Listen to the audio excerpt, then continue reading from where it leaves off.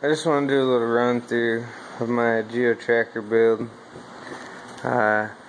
Basically 95 GeoTracker. I did a turbo swap. My buddy built. We ended up doing away with it, blowing head gaskets. So went back to the stock motor. Got steel front bumpers. Had to get a new battery. Wired this up previously for the turbo with an electric switch. No AC, but it's an AC fan. Got the winch ready to put in. Got a stock struts with a little coil spacer. You can make them yourself, or you can buy the polyurethane ones. That one's metal tube. Got the widening modification in the front. It's all welded up. Basically relocated it a little bit further out and forward. Have a Suzuki Grand Vitara front coil springs bolted right up. Put them right in. They're a squeeze, but also have a Suzuki Grand Vitara front differential. It's steel, upgraded. It does have lower gears because I have the automatic, so I had to take the rear differential gears from a manual of the same year, swap them out to match the gears in the front. Everything's fine.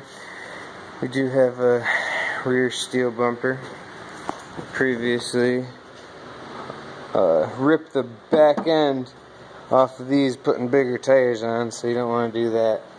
But have enough room to barely clear the 32s. You can pretty much cut anything you need. Away from those things aren't important. And then we just measured it up and got longer struts in the rear. It's a little bit taller in the rear. Got 3.5 inch lift probably compared to the 3 in the front. Have Jeep TJ front coils in my rear from the junkyard. Fit right in. You just have to,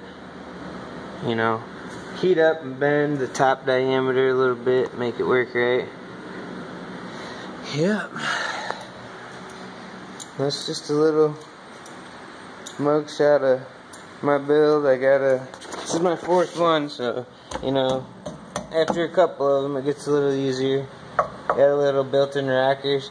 Super easy, just run a pipe right through the already existing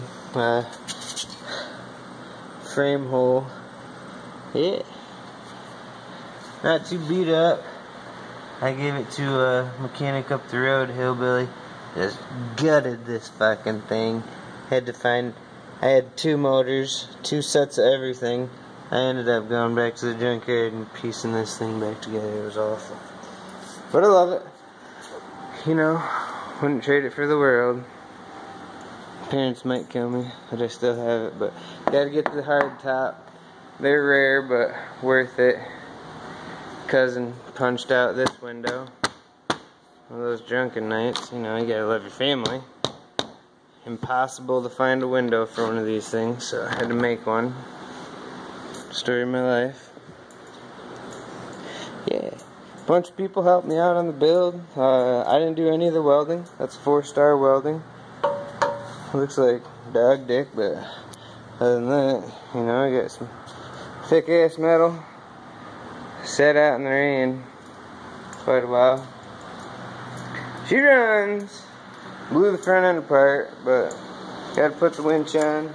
Back seat. One thing you can do for the back seat is, I've done it in the past, is basically to relocate it. They give you about 3 inches of room for your fucking legs in the back seat. So take all these bracket mounting spots, move them about 6-8 inches back, move everything back.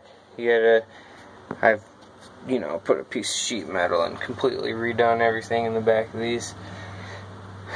Roll cages in the near future, but hell, I gotta get her out in the woods a little bit more.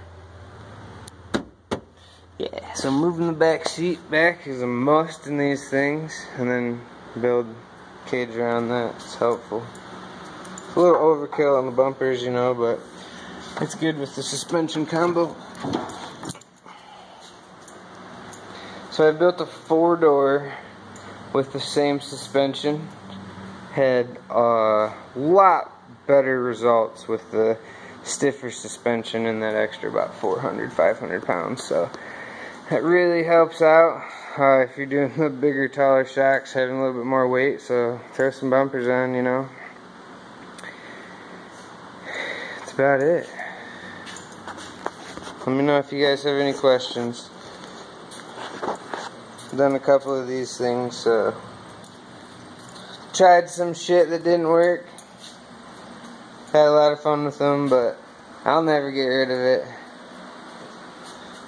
It's just like a side by side, except it keeps your old lady happy. Warmer in the winter.